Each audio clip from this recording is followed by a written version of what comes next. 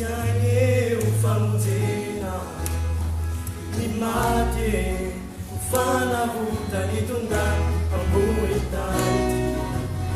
izy natikapoke ny aratsajany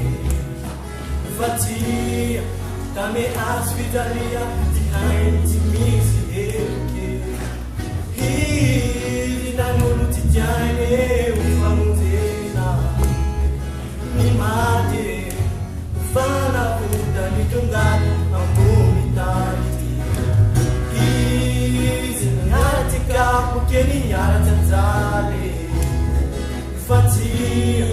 tame hazo fitalia ty hainy tsy misy heloke Jesus, perdoa sem fiti na wae, manumena wanisu, saludi tawaku, manunga paumerawe, mamela tiadi sokwe, simendikera,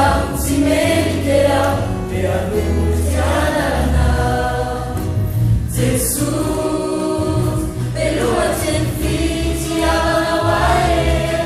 manumena wanisu, saludi tawaku,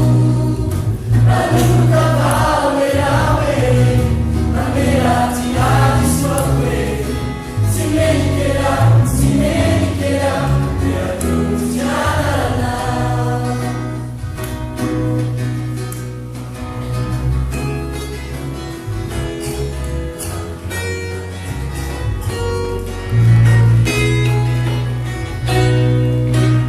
Easy na natake trimine tongalvai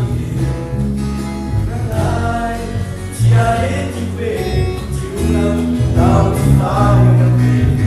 Easy na natikapoke ny aratsajany fatia tame hazo fitalia ty hainy tsy misy heloke Jesus, perdoa sem fiti na wae, manumena wanisu, saludi tawaku, manunga paumerawe, mamela tiadi sokwe, simendikera, pe anunciana. Jesus